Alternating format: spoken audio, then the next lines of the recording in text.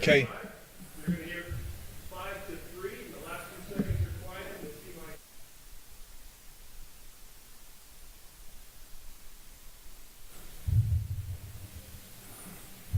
my. Hi, folks. My name is Mike Dobbs, and this would have been the time where we would have allowed our two candidates for mayor to debate here on Focus Springfield. And once again, we thank Springfield Technical Community College for hosting our events tonight. We really appreciate it. However, Mayor Sarno declined to participate in the debate, and we did not want to penalize City Councilor Justin Hurst by not giving him an opportunity to talk about issues. So we're going to do basically an interview rather than some sort of debate for the next 15-20 minutes. And Justin, thank you for consenting to doing this. Thank you, Mike, and thank you to Focus Springfield. I appreciate you giving me an opportunity to come before you and really speak to the issues that matter most to residents. So I'm a complete political nerd, and I actually read postcards. They come in the mail, and I actually look at them, and then I analyze what the candidates are saying. And this came to my house just the other day. Just want you to know, I didn't toss it out. I'm actually looking at it. I hope the other voters are just like you, Mike. What candidate Hurst did with this particular postcard was to ask a series of questions about actions that have been taken during the Sarno administration. And what I wanted to do for part of this time, Justin, is to talk about the questions you posed, but to get your answers. Because as a candidate, obviously when you pose a question, 9 candidates out of 10 have got their own answer to that question. And I think that the questions that you asked are completely and totally valid, but at the same time, I think voters would like to hear how you tackle these issues as mayor. So one of the questions was, did you know that murders in Springfield are at an all-time high? And in fact, in our previous candidate forum here with at-large councilors, all of them said that the public that they've encountered during their campaigns have listed public safety as a priority. So, you're mayor, what are you going to do about trying to improve public safety in Springfield? Thank you, Mike. We have to do a better job, and it starts with having a plan. We need a comprehensive plan to address gun violence here in the city of Springfield. And for the last 16 years, unfortunately, we haven't had that. As part of my plan to reduce gun violence here in the city of Springfield, there are 3 components. The first component is a police component. We need to make sure that we have a full complement of police officers on our streets and solving unsolved homicides. First of all, we are 70 police officers short, so we have to do better, and just having one recruiting class of 50 is not nearly going to cut it. In addition to that, we need to make sure that we have officers on every state and federal task force addressing gang and gun violence here in the city of Springfield, as well as drug violence. And then, in addition to that, we need to make sure that our specialized units work past 12 o'clock midnight and also work on the weekends. Next, we need a community component, and we need to make sure that we're investing the resources, which we could have done with the $123.7 million that we received from the federal government and failed to do it, into those programs on the ground that are actually doing the work. Not those that are politically connected, but those that are actually doing the work and addressing issues like mental health, addressing issues like conflict resolution, addressing issues like making sure that our returning citizens are employed and making sure that our young people are invested in. And then finally, we need to make sure that we're having conversations with the individuals who are actually causing the violence, or that we're having conversations with individuals who know the individuals that are causing the violence, so that we can get to the root causes and the crux of the issues that are impacting our community and causing them to resort to guns. Okay. Another one of the questions that you posed on your postcard is, did you know that this administration failed to use $40 million from an Eversource tax settlement to reduce our taxes, and as a result, taxes are expected to rise again next year after having increased for the last 8 years in a row? I am a Springfield homeowner. I pay my taxes, and this is of great interest to me, and I think any other homeowner in the city. So if you're mayor, what would you do about this? We should have invested the money. I mean, this is the money that taxpayers ultimately had to foot when we were in litigation, and they had to pay Eversource's share. And what we ought to do is, at the very least, put that $20 million that Eversource failed to pay back into the pockets of our taxpayers. Taxes have gone up 8 out of the last 8 straight years, and like you said, they're getting ready to go up 9 out of the last 9 straight years. And we should have used not just the Eversource money, but there's also MGM money, there's also marijuana money, none of which we've used to make a significant dent so that the taxpayers here in the city of Springfield don't have to figure out whether they're going to pay their light bill or pay their taxes and actually stay in their home. There are many people that are on a fixed income here in the city of Springfield and are struggling, especially our seniors. And we need to make sure that we're doing everything within our power so that taxes don't go up to the extent we can. And currently, under this administration, we haven't done that, and we need to do better. We need to recognize the plight of the residents here in the city of Springfield, especially those that are struggling. What did the administration use $40 million for if they weren't going to put it toward tax relief? The rainy day fund, which is one of the reasons why I voted against the budget just recently, and there were other colleagues of mine on the council who also voted against the budget. Okay. For many residents, it's raining. Yes. Let me ask you another one of your questions that you asked the Sarno administration here. Did you know that this administration has failed to hire and engage with its municipal workers, leaving 149 vacancies across various departments, all of which directly impacted city services, public safety, and the quality of life? Now, you know, and I know, if we watch the news, we understand that we have too many jobs and not enough people applying for those jobs. This is something that you see all the time. So, Justin, what would you do differently to recruit the people that we need to fill these positions than what's being done now? Absolutely. First of all, we have to get creative. But before we even get creative, we need to make sure that we're paying our municipal workers a salary that will allow them to feed their family.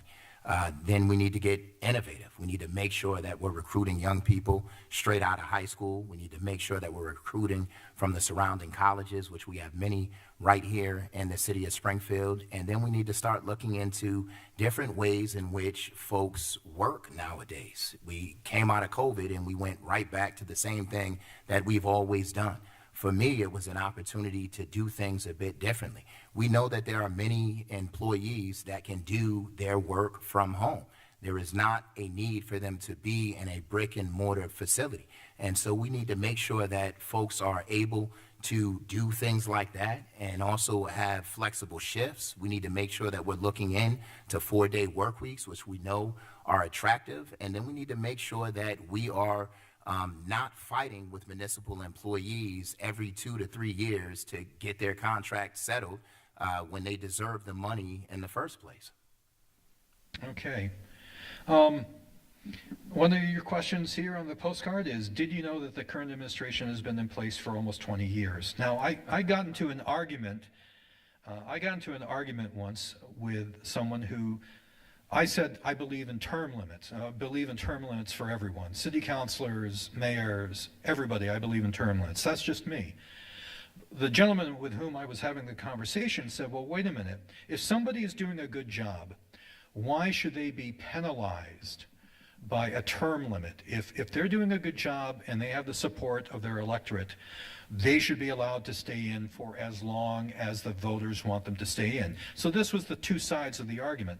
Your question here sort of hints at maybe term limits, or was that your intent? And if you are hinting at term limits, what are you suggesting? I don't have a problem with term limits. For me, there's nothing wrong with putting a reasonable term limit in place for the mayor. The problem that you end up having, and the problem that we're having right now, is that the longer that you stay in office, your circle begins to shrink. It begins to shrink. and you start operating on behalf of a very small few, and you leave many of the residents of Springfield out.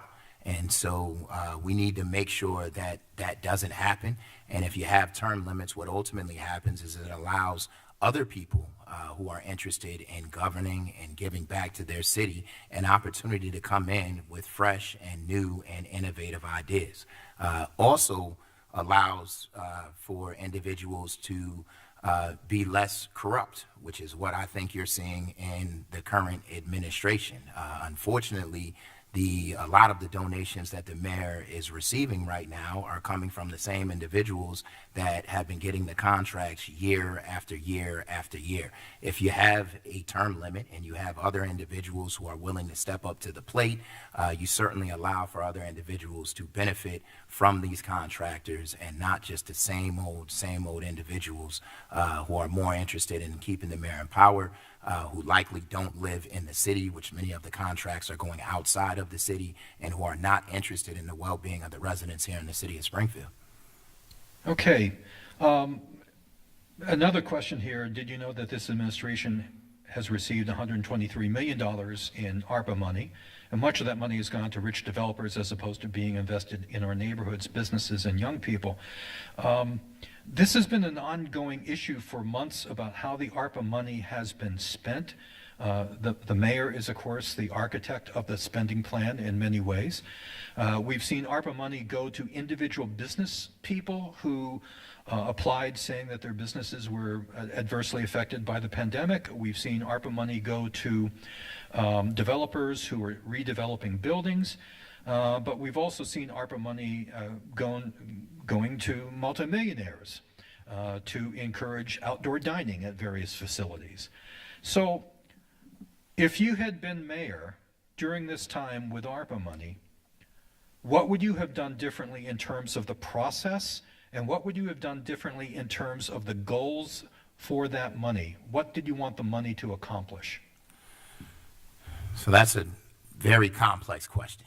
Let me tell you what I wouldn't have done, and then if we have time, I'll focus on. Oh, we have time. We do have time. We have time as a result of the mayor not having the courage to show up and actually debate me on the issues. So the first thing I would have not done is made sure that non-bargaining employees who were not on the front lines receive their merit pay bonuses before individuals who are risking their lives, our police and our firefighters, received their merit pay bonuses. I wouldn't have made our fire department and our police department have to work so hard to get what it is that they rightfully deserve when people within my administration that were sitting behind a desk were able to receive their merit pay bonuses without having to fight at all. The second thing I wouldn't have done is I wouldn't have invested in buying large buildings downtown before I invested in our neighborhoods.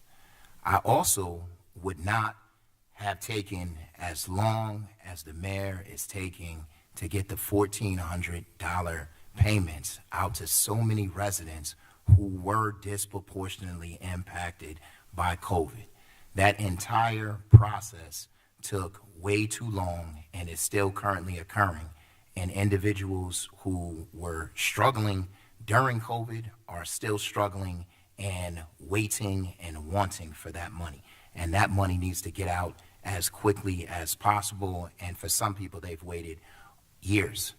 In addition, I would have invested that money in more small businesses, as well as new businesses. We know that the small businesses are the heartbeat of the city. We know that our small businesses employ the most individuals here in the city of Springfield. We also know that our small businesses hire from within the community, and those same individuals are likely going to spend their money back into the community that they live in. And so there was no excuse for us to invest in big-time developers who didn't need the money and not invest the way in which we should have in small businesses who ultimately will make Springfield thrive. And then, lastly, the outdoor dining was a fiasco. This was ultimately used as the mayor's own personal slush fund. The idea that the City Line Cafe received $250,000 and they didn't even have a kitchen is a problem for any individual looking on at the process. On top of that, the same individual who owns the City Line Cafe, Mike, serves on the planning board. If that is not a conflict, it certainly is the appearance of a conflict and something that should have been divulged early on. And then to top it off, we gave $50,000 to Stick Technology Park. And that 50 in the last round, outside of outdoor dining, and Stick Technology Park has Tom Ash serving on its board. If that's not a conflict, and Tom Ash is the chief of staff to Mayor Sarno, if that is not a conflict, then I don't know what is.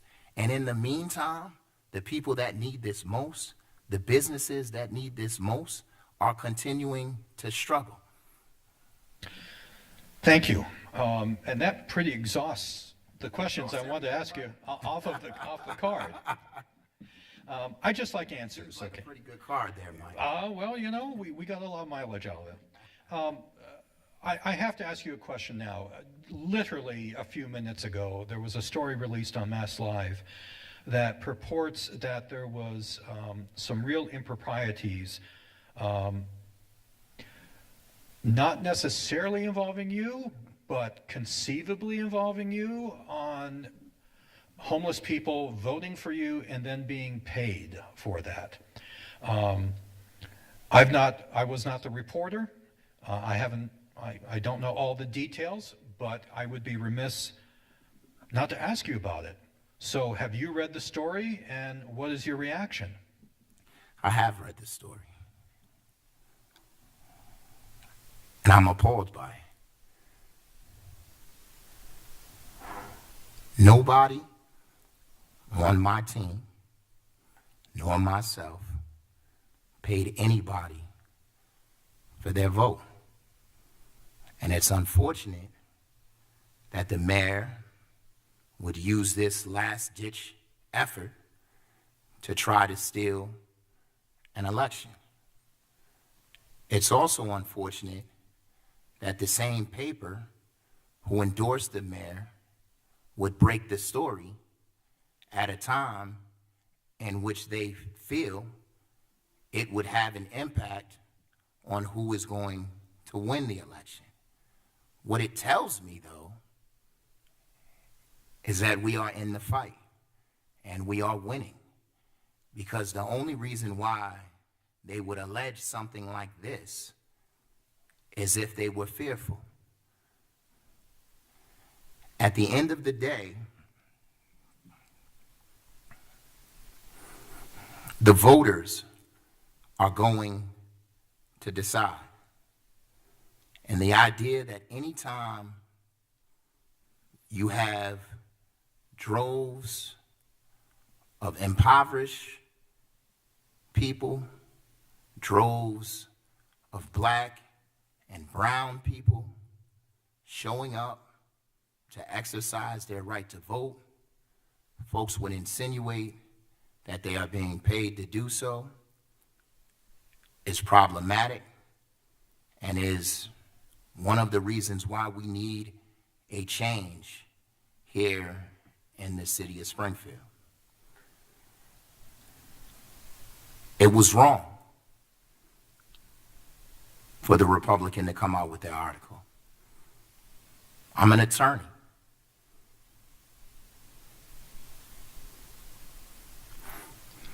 We did nothing wrong, and we're going to continue to bring people to the polls in droves. And the idea that we need to buy votes is going to drive a whole lot of people out on election day who are inspired by this campaign, who know that this campaign is going to make the future of Springfield better for all of them, including those who are forgotten about, unseen, and are marginalized.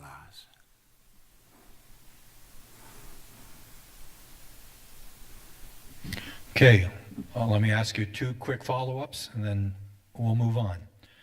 Have you been contacted by anyone in law enforcement as part of an investigation toward this? Mike, there's nothing for them to contact me about. Okay. And the other logical question out of all this, would you consider any legal action because of if this is indeed shown to be libel? You mean me against the mayor and the administration? Or you against the Republican Mass Live?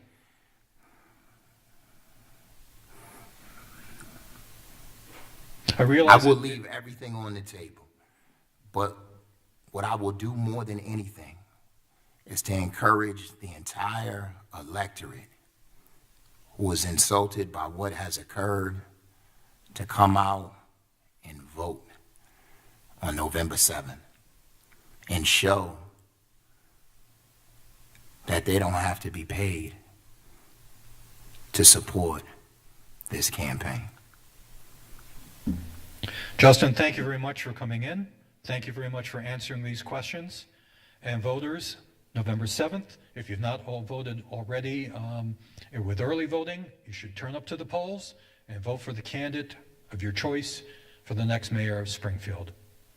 Thanks very much for watching Focus Springfield, and please go out and vote.